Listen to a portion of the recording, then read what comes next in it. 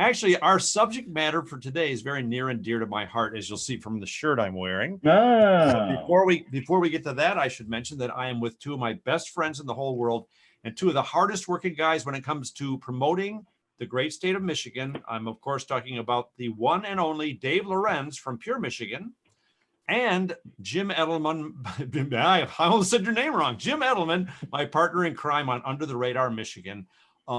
And today's all about Detroit, as it should be. I was born in Detroit. My daughter lives in Detroit. And I probably do about 50 Detroit days every year in Detroit. Hey, we're all Detroiters these days. yeah. Isn't that true? Isn't it? It's so funny because I was just at my first conference in a year, and everybody is still talking about Detroit. Everybody, in the travel industry from around the country, they're asking me, how's Detroit doing? Has Detroit come back from the pandemic yet? And blah, blah, blah. And I said, you know what? I really haven't been there very much, but I have not seen much, impact from the pandemic. I know it certainly has happened, but people are really looking forward to being back in Detroit. I don't blame them. Yeah, it's become a huge foodie destination. Mm-hmm. So many young people have connected with the city and are just retooling, reinventing, reimagining the entire place. And it's a big place. There's a lot, but there's a lot. It's one of these places, if you're young, you can actually see the ripples in the pond that you're going to make. Yeah. Well, the thing about Detroit is, of course, you have the city, and it's one of the biggest cities by land mass in the country. People may not realize it. It's one of the few cities that has a city within it, Right. which is weird and different. Two of them. Yeah, true. Yeah, that's right. True. And the fact when you say you're from Detroit, you're really basically from a 3-county area. Yeah. And, when I went to school many years ago, people really would say, I'm from Hamtramck, or I'm from whatever. Because people really didn't say they were from Detroit. Right. But today there's a new pride. There's a pride. There is a new pride. This is one of the things too, that when you look at growth of cities over time, it is always the young people. It is always the young people who are on the front edge of it. And, when I was a young person, I felt I was inventing Detroit of the 90s, and now I look at it and I think, you kids don't know Detroit. These kids have no idea what it was like to walk from Greektown to Foxtown when it wasn't called Foxtown then. So it's kind of like, that's how you've become an old guy, is when you say, you kids don't know nothing. Well, and that was the fact that stuff hurts in the morning. Yeah. Well, and that was quite a walk back then too, because you remember there wasn't a lot of development between the two neighborhoods. No, you had to keep your eye out. That's right. Your eye out. Yeah. And that's actually what kind of made Detroit kind of interesting for me as a young guy. Even as I started my career, and I'd be in Detroit and I'd be driving through the town thinking, why aren't any of the stoplights working here? It's kind of strange. It's much easier to ignore them when they don't work. It's true. Well, even now, of course, you're tempted not to pay attention, but they write tickets for that stuff now. Yeah, that's and they pay attention, and there's real traffic now. That was a hard thing for people to get used to when the city was really starting to come back. We're talking years ago now. And now, there's like a rush hour, and what's this, because there's always the little, negatives about the great positives. And exactly, it's so to you guys' point, it's just a cool place to go to. It's just changed in the way it's cool. It is. I tell people all the time, go downtown, start at the river and drive up Woodward Avenue 2 or 3 miles. And when you see all the new stores, restaurants, the people on the streets, it's just becoming a vibrant, alive city again. And it's just, like I said, probably at least every other weekend, at least my wife and I go downtown, and it's our new wanderland. We just wander through the city, finding new restaurants, meeting people. One of the great things people should know about is they're called DetroitExperienceFactory.org. It's DetroitExperienceFactory.org. They do customized tours, bar walks, they'll do picnics. They do neighborhood walks, historic tours. So check them out. DetroitExperienceFactory.org. A great bunch of people that will turn you on to what the city is really all about. True. Well, go ahead. No, I was just saying. I'm sorry, Jim. I'll just really quickly say that there are those tours, and then there are other ways you can tour as well, either by traditional motor coach. You can take bike tours. And the thing is, people they want to do that because everybody wants to see what Detroit has become and what it's becoming. Well, and there's also a very new tool called the Destination Finder. I found this on this very obscure website called Michigan.org, where you can type in your area, what you want to do, and it will tell you where to go, unlike how Tom usually tells me where to go. I have heard about that. Yeah. So I believe, again, it is Michigan.org. And then right at that, that front page, just click on the little destination finder and we'll put a link in. Oh, that's great. Or just, do a search. And the thing is, we always say your trip begins at Michigan.org. And that does mean, do your research, figure out, what you want to do. And these days, what's open because, hey, things have changed during COVID. Right. So now people are starting to get out there. We're still wearing our mask. We're still doing all those COVID things we need to do. But with more and more people getting the shots, people are starting to really get back to the cities. And it's exciting. It's an exciting time again. And while all this, go ahead, Tom. I was going to say, under the radar, we do at minimum one show a season on Detroit. So we've got a whole catalog of Detroit programs that you can also find on our website. But yeah, there's just so much happening there that it's our biggest challenge is trying to figure out what we're going to feature next. Yeah. So much. Yeah. And while this is all interesting, that is not the reason why I called this meeting today. Okay. This meeting is to query you about Detroit. Let's uncover some parts of Detroit that are uncoverable because they're in your brains. Uh-oh. So there comes some questions. Some questions for you all from the Quizmaster, who never gets a word in edgewise. So, are you serious? First up. Question number 313. First up for Detroit Day, 313, that is March 13th. What is, in your estimation, the best place to view the Detroit skyline in the United States? Oh, it's so funny because I was going to say probably Windsor. But you know what I would do? I would go to Belle Isle. Yep. Because Belle Isle is now a state park. So it's a little bit, I guess, north. It's a little quirky the way Detroit is on kind of an angle. Yeah. So kind of north and east, mostly east, really. And then, or it's west or south now that I think about it. But whatever it is, you go to Belle Isle and then you're on the island and you go over by like the water fountain area. Right. And if you want to have like the perfect picture, maybe the perfect selfie, make sure to get the water park in the foreground, and then make sure to get the Detroit, skyline in the background. It's great. Yeah, that is by far the best view. It's you just get off the bridge, turn right, go until the island ends. Right. I've got one, and that is there are two spots in the suburbs where are high enough up. One is on M14 at Sheldon Road, and the other is on Northwestern Highway at 13 Mile Road, where you're high enough up you can see this very faint view of Detroit. I love seeing that every time. I have to put in a quick plug for if you're on 94 heading north or heading east, about 5 miles before you hit the city, there is an absolutely incredible view of downtown on 94. It goes by quick. Yeah, there's also one on 696 right over 75 where you got to look fast because you got to keep your eyes on the road. All right, Wait, next so up. I got one more for you, which you probably have never done. From the parking ramp at the Renaissance Center, if you get just the right view, it's really awesome, by the way. Okay. So, but it's obviously really close because you're it's in it, right there, but still, it's pretty neat. Yeah. Okay. This one's kind of an easy and a hard one. And it does require you to come out and lay allegiance to something. Where is your favorite Coney? Can I start that one off? You can start that one.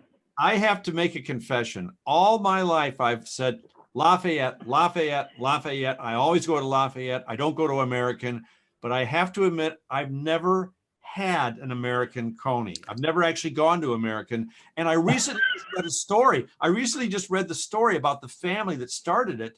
And it actually is the original. It so is. I'm going to actually go there before I even decide and try an American Coney. Dave? Wait. Okay. So I would say it's right on that corner where Lafayette and American are. Right. That's the one. Well said. I'm going to give my props to Dooley's over in Southwest Detroit. Oh, And Nice. mainly because you can also get a fantastic breakfast there. And it was also my post Detroit Music Awards hop. Every time we would end the show, we would go over there. With Oh, Jim nice. Cohen, so Well, so that's the unique thing is there are a lot of places. You usually think about the two big names, but to your Exactly. point, good point, Jim. I appreciate the corny idea. Thank you. Okay. Here's one that's going to be a little interesting. And if you need some time, I can go first. But what is your off the beaten path? Some might say under the radar path, Detroit road. So these are, obviously there's lots of ways out of the city that are freeways, but what are the out of the way ways you can go on our surface street? One just popped into my head, if you don't mind me. Yeah, go. Have you ever been to the Elmwood Cemetery? Mm-hmm. Yep. That road that meanders, first of all, it's an absolutely beautiful, mystical place, but the road that meanders through it, that all of a sudden downtown Detroit becomes hilly, it's an incredible drive to take. And some of the most incredible historic figures, political figures, Fred Sonic Smith from the MC5's buried there. Coleman Young is buried there. Are you talking about Hiram Walker's buried there? So you're talking about the street that it's sitting on? No, the or street in through it. Okay, right. Okay, yeah. And actually, it's a better bike ride or walk, but you can drive through it. It's an amazing experience. Yep, that sits between Lafayette and Verner, just north of Jefferson. Just giving people a side view of where that would be. Yeah, I've ridden through there on my bike many times, as you know, Jim. I do. Well, that's tough because I'm so bad with road names and directions and such. But I'd probably say, one of the longer roads that goes through like Indian Village. Oh yeah. Check that whole area because it's got really cool homes and architecture. Or I'll even be easier because it's not much of an underground or under the radar type place. But Jefferson, as you go, north or east or whatever that direction is. Yeah, we'll just say east. Yeah. Yeah, I just like it because it goes through a lot of interesting places and changes of communities and all that. Exactly. I liked Second coming out when I worked at the Fisher Building. I would take Second home to when I lived in Royal Oak instead of taking Woodward or 75 because you had a lot of different paths to choose. But Second was fun. It was not that often traveled, and there were some great homes you'd go through Boston Edison. Yeah. So, okay. Here's one that probably already was spoken about, but let's see. It's your favorite park in Detroit.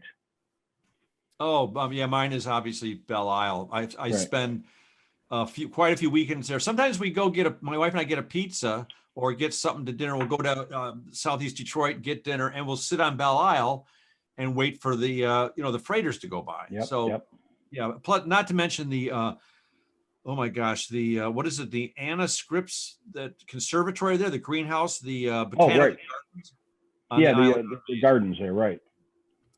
I'll really shake it up and say some of the pocket parks like Harmony Park. Oh, it's good one. Teeny little ones, Yep. So I kind of like that, and I like that in any cities when you have little parks here and there. Yeah, I'll give my nod to all the way out in Palmer Park, which used to be the woods of Detroit. That was way far away from the city back in the day. But there's a log cabin out there in Palmer Park that dates back to when it was the early days of we're gonna go up north. And they do a lot to save that building, and the Friends of Palmer Park folks are really active in keeping that park going. So very cool place. Okay. Wait. Do we win anything for this? Yes, I've been keeping score. So there'll be an award ceremony, and you'll get a under the radar travel mug. It keeps the hot stuff hot and the cold stuff cold. How do it know? Mirrors. It's magnet. Yeah. It's just amazing. Okay. Which building in Detroit do you wish you could live in? Oh, I have a favorite building, but no, you could live there. I think I have one. Either the Whitney, which is now a restaurant. Yeah, former home. Or what's that, the building which is over by the DIA and Scarab. whatever that beautiful building is, a DIA, and it's on Woodward, and it's like an attorney firm now. That's the Smiley Brothers organ shop. That is one beautiful place. That is that's pretty crazy. Yeah. Mine would be the Guardian building. If I could live in the Guardian building, it's such an incredible monument to Art Deco, and that it was built like in 1929 or something. They built it in less than a year. It's crazy. If you ever get a chance to tour the Guardian building, that's another place, Detroit Experience Factory. They do tours. Yeah. We'll give you the history of that building. You'd have to get like Windex by the gross loads, because a lot of windows. Oh yeah. Yeah. Well, and this would be a step down for me, but I would live in the Fox Theater. I mean, it's a little smaller of a structure than what I'm used to, and the chandelier that is overhanging the theater is much smaller than what's in my head in my home. But the Fox would be a pretty ornate place to be. Yeah, just the lobby alone. Yeah. So okay, 2 final questions. Yes. These revolve around Detroit heroes. Who is an alive Detroit hero, and who is a passed on Detroit hero? These will dig the brain a bit, Well, I had one just pop into my head, kind of. I don't know if he's dead or alive. He's alive. Okay, yeah. Dan Carmody, who runs Eastern Market, that guy has done more for the Eastern Market. He's every time I go down there, he's there.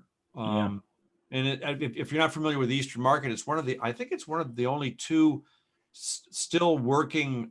It's the only one, still working. Well, of public and wholesale market in the world, and the place is just teeming with food, with culture, with people, with art.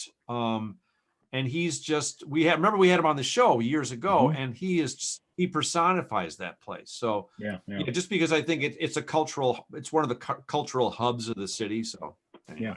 Well, I'm gonna go with because music is such an important part of what Detroit's about, and about inspiring people and such. So I'll say Berry Gordy for a living legend hero. And for all that Motown has done to bring people together, not just about the music. I mean, it's an amazing place. Right. And maybe Aretha. Yeah. I mean, Berry Gordy's a great one, and he just turned 90, and he looks 60. It's crazy how young he looks. Yeah. We got to have him on the show. Well, a memory just came up on my Facebook posting a couple of days ago, because he was I was at his opening of Motown the Musical in London, and then he came over and saw our group, which was very nice. And he was, as soon as he heard we were from Detroit, he says, I want to come meet these people. That was very nice. Awesome. Really, really great gentleman. And final extra credit question, because we didn't really have, Aretha was a good passed on hero. But, is that supposed to come with a passed on one? Yeah, that's okay. We'll skip past that because then it's a one. bummer. Oh, you have a good one? Okay. Well, I mean, Rosa Parks. Okay. Comes to mind. So anyway. Countless. Yes. Henry Ford, Dearborn, Detroit, same thing. Yes. Gordie Howe. Both places. Gordie Howe, great one. Yeah. So, extra point. Who can pronounce the name of the person who Detroit Lorenz is named after? Full name of the person who Detroit is named after. Shoot. Mr. Detroit. Hands in the screen so you're not touching your phones. Isn't Francois in there somewhere or something? I believe that's right. I didn't look it up. It's something like that. Oh, you don't know? Like Francois Detroit. It sounds very romantic. Founded. I don't know.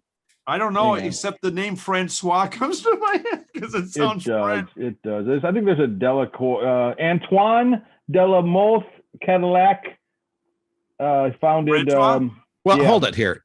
I thought you meant Detroit was named after. Yeah, that's what I thought so too. Hang on a second. My Googling is not. You're a terrible host. Some game master you are. You know what I am in charge of? The final edit of this show. Oh, right. Yes, you are. So watch this whole part be chopped out. No, you'll be happy to make us look bad because it's so very easy. Yeah, you know what? My question was wrong. Let me Okay. rephrase that. Okay. Yeah. Who named Detroit? Oh, a French guy. Mr. Cadillac. There you go. And Detroit is the French word for straight. So that's where my research was very poorly done in that last question. Well, bottom line, if you don't get anything out of this video, the one thing you should get is, Detroit's a great place to explore, a great city to, especially now. I mean, and now that, like Dave said, things are opening up again slowly. You should get down to Detroit and check it out. And even people who weren't born there and don't live there are proud of that city and the Absolutely. people who live there. Oh, it is. It's our premier. It's our biggest city. It's our premier city. So it's our flagship. And one thing I got out of this video is where the off button is. Oh, that's good.